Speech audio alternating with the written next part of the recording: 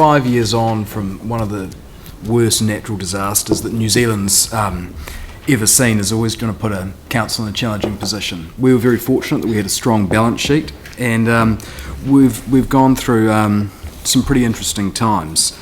The challenge, obviously, with our annual plan is that we are in that process. We're going from the rebuild of a city or the recovery of a city through to the regeneration of a city. We also need to balance setting aspirational goals and planning and budgeting for exciting facilities that the city's going to need into the future. But most importantly as well, and I think this budget captures that, is that it is cognizant of the fact that people actually still need to live here today. There's lots of things that we can look forward to in the future, and I'm excited to be in Christchurch, and I know that we're going to have a fabulous city, but we can never lose sight of the fact that we still need to have a fabulous city today, and that process needs to be exciting as well. Mm-hmm. I think we do that, and I think you can always run the risk of planning so much for the future and having such lofty goals that you lose sight of the fact that you do need to have a livable city today. So that was a major challenge, keeping the rates under 5%, because it's tough in this city. There are people that have never asked for a handout in their lives, that have worked hard, proud, good, hard-working people that are in dire straits. They're in a tough financial position, and it's pretty new to them. And there aren't a handful of people like that. There is a tremendous amount of people like that, more than we would probably care to admit it openly. So capping rates at 5% and keeping it under that number was not easy. You look at Auckland that had a 10% rates rise, double that, not going through the worst natural disaster the country has ever seen, only last year. So I think that we do need to give credit where credit's due, both to ourselves, to give a pat on the back for the financial discipline around that, to the staff, but most importantly to the community as well, because one thing that does irk me from time to time, from comments from the community when we go into an annual plan, is that you guys have already made up your mind. You know, what's the point in going through this process? And from someone that is still as much of an idealist as when I first ran for council 6 years ago, I still share those same ideals today, but that couldn't be further from the truth. We present what we believe is an aspirational and exciting but also pragmatic budget to balance the books for today and set the direction for the next financial year. But we have an open dialogue with the community to say, have we gotten it right? And we've been honest about our capital expenditure, we've reined in the capital program, and we've done that with genuine conversations with the community. Some people, I think, felt uneasy about the new process that we took this time around, but hey, at least we're giving it a go. Local government speed dating, which was basically the process to consult around annual plans in the past, I don't think was the best way of doing things. And although, yes, there are learnings from this and we can probably refine it, we're trying new things and we're putting ourselves out there to be able to be better at getting the information that we need. And what we did is we sat down with the community. There were no time limits. There was no buzzer that goes after they hit their 5-minute mark. We sat down, we said, have we got it right? Do you like what our priorities are? What are your priorities? What are your drivers? What are the pressure points? How could we do things better? And we sat down and we teased out ideas and we had a genuine conversation with the community. And from all the way through to the big things around the capital program and the reprioritisation of the capital expenditure, all the way through to things like the Monavale Gatehouse, where we say actually having that as a flat probably might not be the best use of this facility, and it would be really neat to have a coffee shop or a tea house there. We listen to the community and we try and balance the small things that collectively make up what make Christchurch a great place to be with the big things, which is ultimately balancing the budget.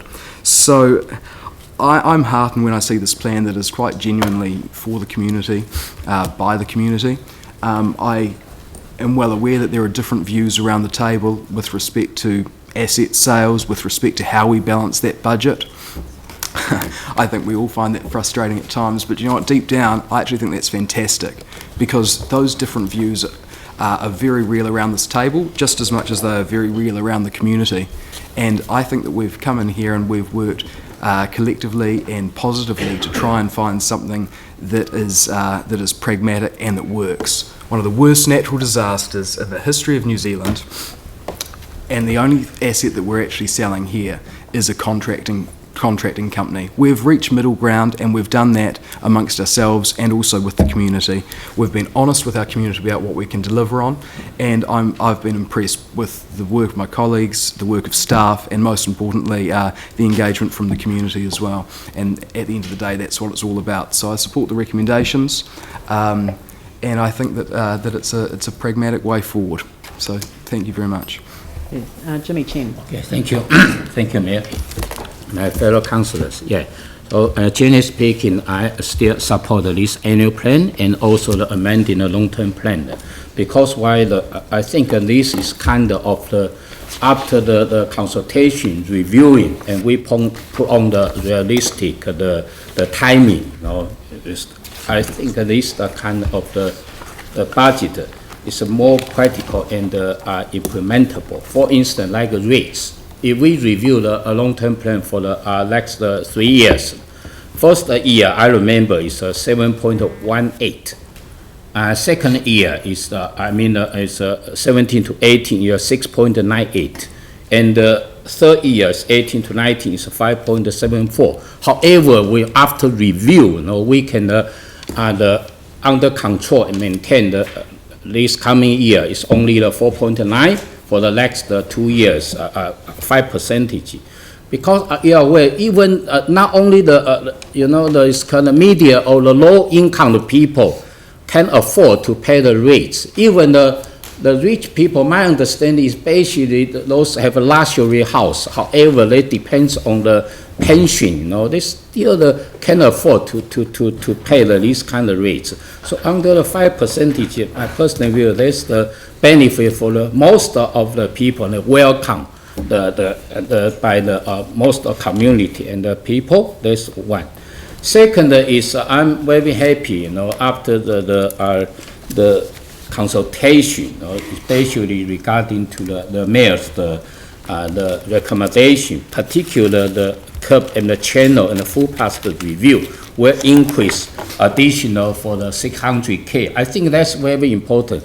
Not only in the the east area. If you go to the southwest, some other area, still more or less the decay, corrupt, all those the footpaths, the curbside, etc.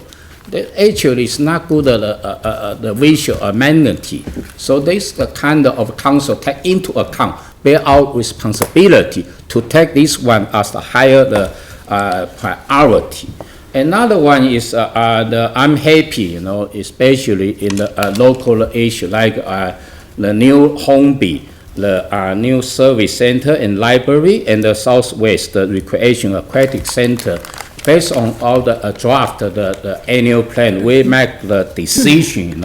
These are the open completion date will be kept earlier from the original the long-term plan in the beginning of 2019. I think that's welcomed by most of the people, especially the community facility. Like my fellow councillor, particular mentioned earlier, community facility, no matter library, service center, or the aquatic center, this, my view, is not nice to have facility. It's necessary, to everyone. That's very crucial. Another one I'm very, the treasure is we kind of consider, the kids and their family regarding the swimming pool in here.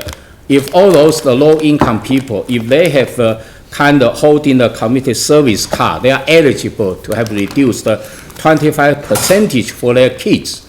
And also the council consider put additional 40K, the kind of the council swimming mat, the learning to swim program. Because this kind of swimming or learning to how to swimming, it's not just some specific group, the kids, the kind of the rights. This actually is everyone, every kid is eligible, to have this the privilege, the ability to access the council of facility. So this kind of most of the warmly welcome the people. So generally speaking, I'm quite happy this the annual plan and also amendment for the original long-term plan. So I support this annual plan. Thank you. Okay. A lot's been said, but I think one of the lovely things about local government is that the city belongs totally to all of us. So we will always get lots of different views about what should happen in a city. And unless you have that social inclusion, I think any local government loses a lot. So I regard our best asset actually as the 400,000 people who live here, and the talent and the energy and the dynamism that they bring to this place, and to the amazing things that they are willing and able, even though they sometimes didn't know that they were able to do them, to do in the city. And we see that over and over and over again, and just listening to their submissions, we heard of more of those things that they wanted to do. So if we want a city where we think that anything is possible, and that's totally what I see as Christchurch, then we need to actually ensure that we retain that social inclusion. And just to pick up on the point about social housing, we have not gotten rid of social housing. We have actually retained our social housing, and we lease it. That's a model that is unique in New Zealand, and one I think will work incredibly well. We have in this plan looked at those things that people told us were really important. The cost of swimming pools, the fact that there was a need for libraries and far more of them, community centres and events that bring people together. Those help to create that social inclusion and to get people bumping into each other and feeling good about the city that they live in.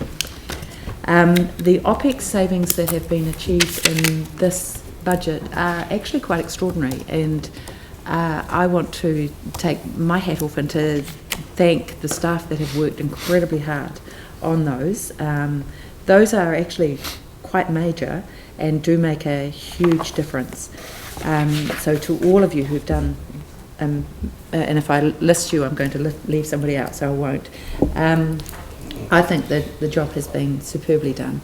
The emphasis on the repair in the most affected areas has been quite major, and the additional funding for DCL, which will stand or fall on the success of Brighton, is quite clear. So the funding is there to do something quite amazing in Brighton, and to make sure that those things happen.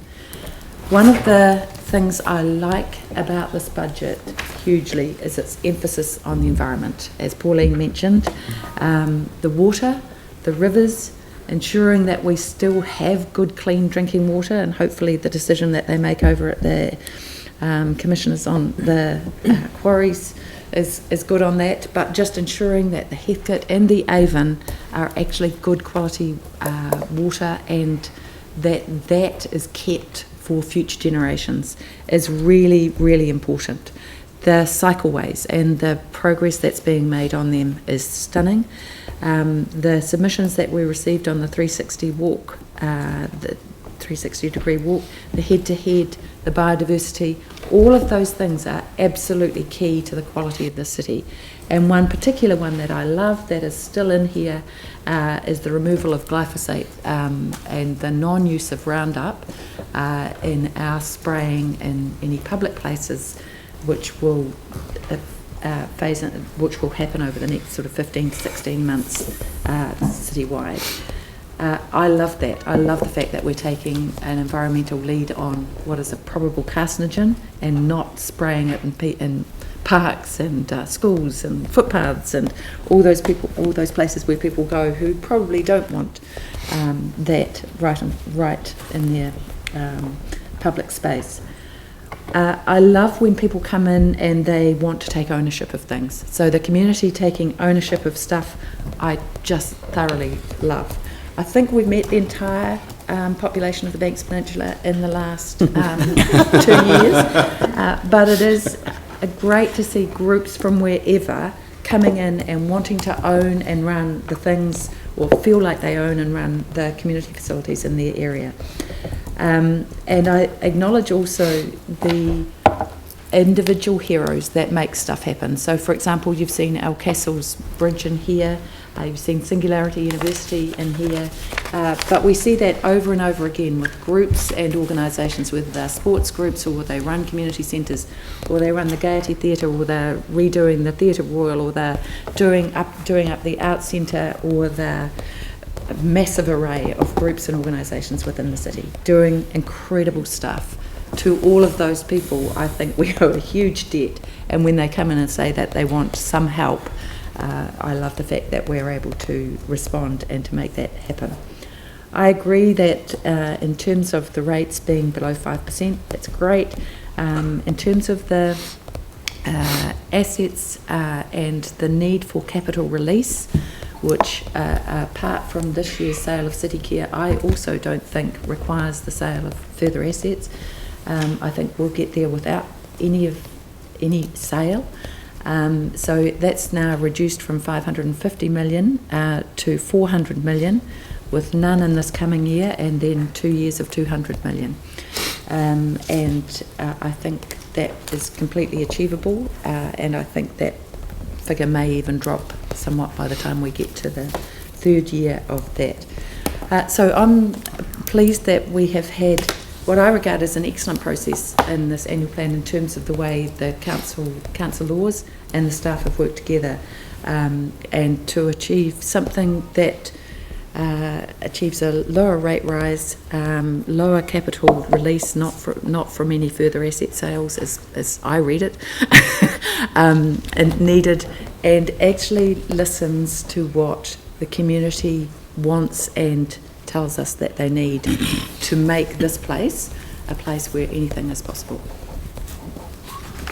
Excellent. All right. So what I'm going to propose now is that we adjourn for morning tea, but I just wanted to get a sense from the table, because I know that Yanni's got some late amendments which everyone else managed to get in at an earlier stage, but that's, be it as it may, that's what's happened.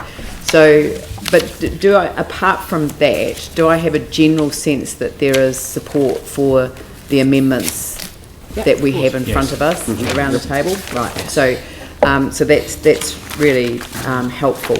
So what I'll do is I'll just adjourn for morning tea, and we'll come back at, say, 1:15. Is that? Yep, 1:15. Okay. Okay. Thank you.